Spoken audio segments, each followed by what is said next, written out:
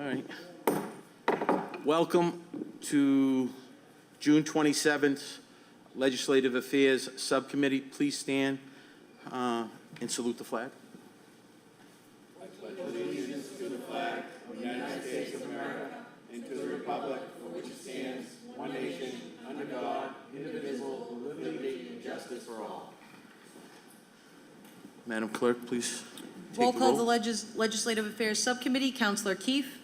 Here. Here. Councilor Morbido. Here. Here. Councilor Novoselsky. Here. Here. Councilor Rizzo is absent.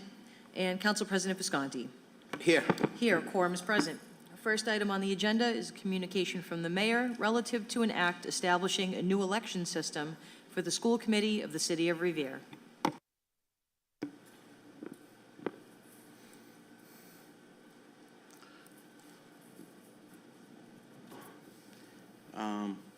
Mr. Capizzi, if we can. Good evening. This special act, well, it's essential that we adopt this, I think, at the citywide level. I can answer any questions you have, but if I was to explain it in such a way, I think the best way to go about explaining the need for it is to do sort of the backwards argument. Why not do it?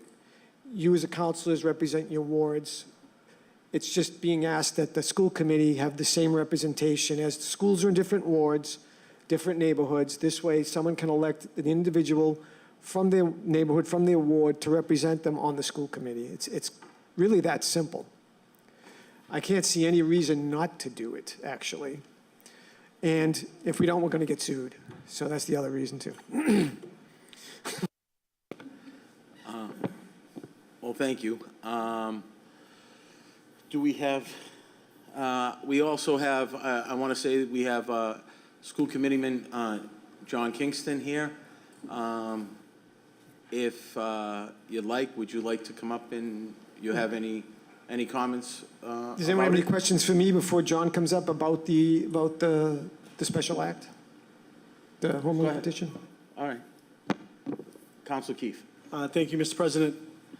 I don't necessarily disagree with the attorney, and I think that regardless of, I hate voting on things with the threat of potentially being sued. I think that we should always vote on doing right and wrong, and that should be our main conscience. Because, you know, in a very lethargic world, people will sue you for everything these days. So we can think about that.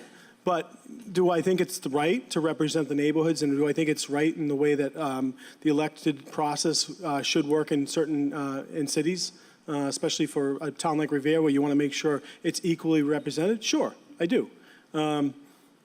Ultimately, my curiosity is, it's going to be 6 wards and 2 at large.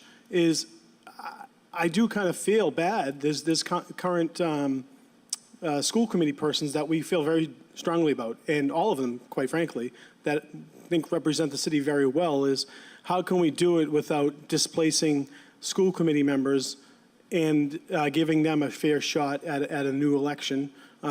Keeping the 2 at-large seats, I think, helps. Is there a reason that we couldn't do 3 at-large seats, or whatever it may be, something more similar to the city council? And again, I'm not looking to create too much of an overarching piece, but ultimately, yes, it is definitely something that's probably a little long overdue, and I think it will be beneficial for the city of Revere and the residents and the students, of course, and families. But I'm not looking forward to displacing current school committee members because I think that they have an immense amount of value. And then the second piece is I guess, looking to hear, especially this being a little bit of a listening session, hear from them and what their potential wants are. Because ultimately, it seems like I think that we're probably in favor of this. Most likely, it's going to pass, especially when you get the city solicitor and telling us that this is probably something we have to do. But I would love to hear some more feedback from them. I can say this, obviously, you know I'm not a member of the school committee, and your first comment highlights the reason that this is being proposed, is to sort of not have an aggregation of just a few elected officials from the same neighborhood, and have some other neighborhood maybe underrepresented, some school underrepresented. It's unfortunate that it may have that impact on some of the sitting members who I know all do a terrific job. But this also increases the number of school committee members from 6 to 8, plus the mayor makes 9, which is the odd number. And we've been doing nothing wrong statutorily. We were following the statute. I don't know why, quite frankly, the legislature just doesn't change this so that it has the same impact across the Commonwealth. So we're asked right now, since the statute only requires 6 at-large members, and we want to go ward-based, that's why we have this special act that, yeah, as you know, you have to approve, mayor has to sign, then it goes up to the legislature so that it applies to the city of Revere. Council Cogliandro. Thank you, Mr. President. Mr. Capizzi, will if the vote does succeed, the wards, will they be the same exact lines that we follow? Yeah, none of that will change. The school committee ward lines will be the same as the city councilors. Council Maravito. I'm actually going to save my comments after Mr. Kingston speaks. Any other further comments? Council Novoselsky. Thank you, Mr. Chairman, Mr. President. I've always professed that each ward should have their own representation. Unfortunately, some of the wards, and I use mine as an example, we're not represented on the school committee, and we never have been. And Garfield, 2 schools do not have anybody directly involved that's on the school committee now that kind of protects the Garfield school, even though they're supposed to, they're at large and all that. But I'm not happy with increasing the school committee. I don't mind doing the 6 wards, but I want everybody to think about something different.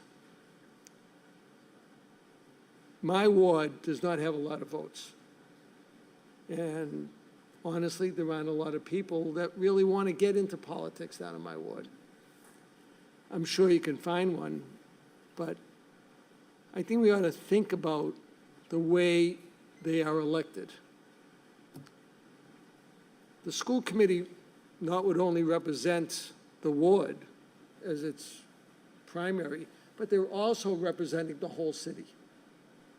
And what I'm thinking is that we should put in there that the way that they are elected by votes, similar to that of the Northeast Regional School Committee, that they have to run, still have to run citywide, but for that particular ward.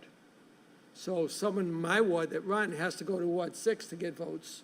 Someone that's in Ward 6 has to come down to Ward 2 and get votes. Somebody in Ward 1 has to go to Ward 3 and get votes. And I think that represents the whole city, but also kind of representing the ward also. It's different, but I think it's kind of a citywide thing. We talk about it, they should run citywide, and they're running citywide now. But they don't concentrate in coming down to Ward 2 because you only got 350, 400 votes down there. And I don't mind using the word votes. People vote. A lot of people don't vote. A lot of people can't vote. But I think they should be running citywide and still running for their particular ward. That's a thought that I have, and I think it's something, but I'm against the at-large positions. I appreciate your passion and your willingness to make the change, but I would argue against that particular way of doing it, mostly for the reason that one of the concerns that are raised by the people who want to challenge this is based on the makeup of the citizenry. So I'll give you an example. Up in Lowell, they had an at-large only, I think, council. So it was very difficult for a person of color or a minority to get elected because you had a majority of white people. So by restricting it to the ward only, you're only being impacted by the people who live in that ward. So, for example, if a person of color wanted to run and he had to get elected citywide, even though there may have been a lot of minorities in his particular ward, if there are more non-minorities who may vote for that person outside the ward, then that person loses. And that's what we're trying to prevent. We're just trying to comply with the Voting Rights Act and also just be fair to each individual ward and the representatives who live there that go to those schools. Thank you. Counselor Keefe. Thank you. And again, to Counselor, thank you, Mr. President, to Counselor Novoselsky's point, I think that unfortunately that does seem to defeat the purpose of being representing and being elected by that neighborhood. But I could see where you're kind of looking forward and suggesting, you could potentially have, a person get an election with like 70 votes or something like that. And I know that, I think in Chelsea this happened.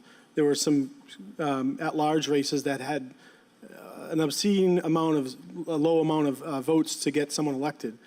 So I guess that could be something if there's not a big turnout for certain elections or ward school committee elections, and how do you get that turnout in certain areas? But I think going at large for votes for a ward position would defeat the example of being elected by the neighborhood that you're asked to serve. Now, yes, just like here, the ward councilors vote on the whole. They vote on the whole budget, they vote on zoning throughout the city, but they're elected by their ward. And that, I think, should follow suit with our school committee, if this is the direction we take. Thank you. Thank you, Counselor Keefe. Thank you, Mr. Capizzi.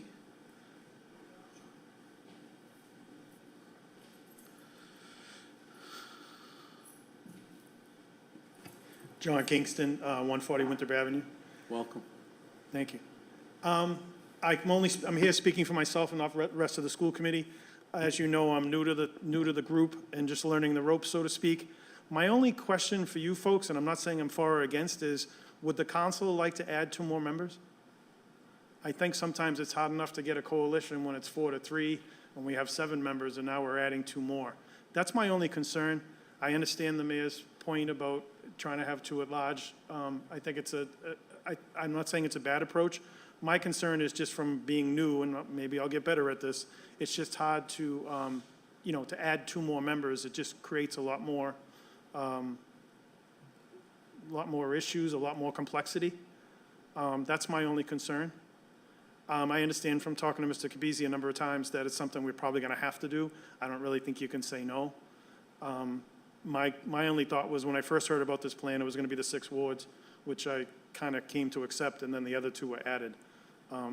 As I said, I don't know if the council would like to add 2 seats. I'm sure most of you wouldn't. So other than that, I think it has to go forward at some point, whether it's to Ira's point or some other way. I do understand it. I did do a little research. Malden actually has 9 school committee members, and the mayor is not part of that group, so there are 9. They have 6 wards and 3 at large. So it's not something that's that unusual. Folks, whatever you folks decide is fine with me. I'm not for or against. I understand something has to happen. My only problem was just adding 2 more people to a new group that I just started. I appreciate your time and thank you. I do have one question if I could. Assuming, I know it goes to this committee and then it's on the council agenda, what would happen then? Is that a vote or does it go to a public hearing? Right, depending on what the committee decides. The committee wants to vote it out tonight, we'll vote it out tonight, and then it'll get voted out on the floor at tonight's meeting. Thank you for your time. Any other comments? Councilor Maravito. Thank you. Just my view on this topic is, I agree that voting in a school committee by ward will give a specific focus on that ward. And our city's not getting any smaller, it's getting larger. So I think we need representation at large as well. So I can see where it fits in. So I am in favor of this. If there are no other comments, if it's the will of the subcommittee, we can vote that out tonight and bring it out onto the floor. To report it out favorably? Yes. Well, do you want to do a roll? All in favor? All opposed? You want? We'll take a roll call. On the motion to report this out favorably to the full city council this evening, Councilor Keefe? Yes. Yes. Councilor Morabito? Yes. Yes. Councilor Novoselsky? No. No. Councilor Rizzo is absent, and Chairman Visconti? Yes. Yes, the motion has received a favorable recommendation and will be forwarded to the council this evening. Next council order is 22-162, motion presented by Councilors Cogliandro and Silvestri that the city council draft an ordinance that will deduct a percentage of a city councilor's salary when absent from a regular meeting or a subcommittee meeting. Council Cogliandro? Place on file. We're going to place this on file. So move. Next motion? Next and final item on tonight's Legislative Affairs Subcommittee agenda, 22-179, motion presented by Councilor Rizzo, that the City Council adopt a new form of compensation that would negate the current salary structure in its entirety and convert to a strict and straightforward method of compensation based on public meetings attended. This proposal would compensate elected members of the City Council $100 per meeting for only meetings they attend, and only if such meeting is attended. This is in the interest of creating transparency to the voters and implementing a fair and just salary structure. If there's no objection, I'd like to, out of respect for Council Rizzo where he's not here, I'd like to leave this in committee. Okay. Yep. No further business? Thank you.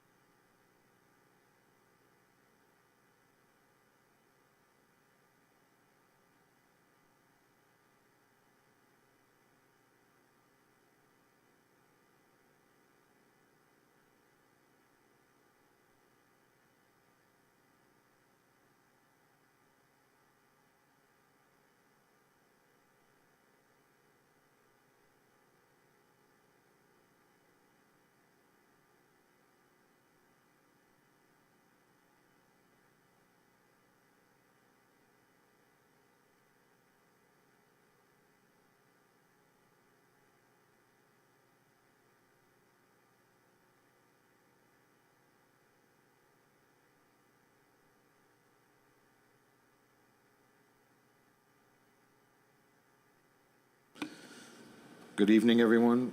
Welcome to the June 27th Appointments Subcommittee. Please rise to salute the flag.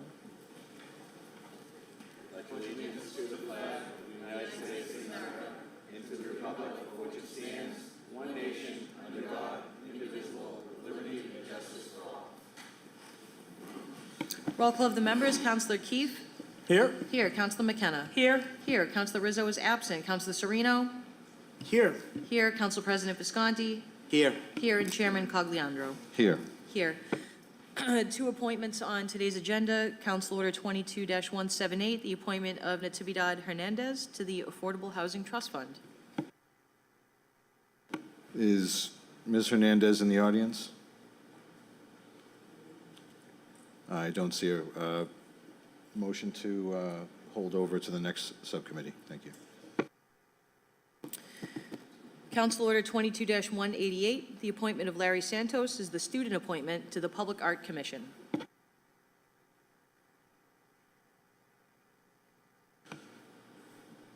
Is Mr. Santos out there? I don't see him, so we're going to hold over to the next meeting as well. Any counselors wishing to speak? I'd rather hold my comments when he's here, so. Table to the next Thank you. meeting, please. No further business. This adjourns the subcommittee meeting. Thank you.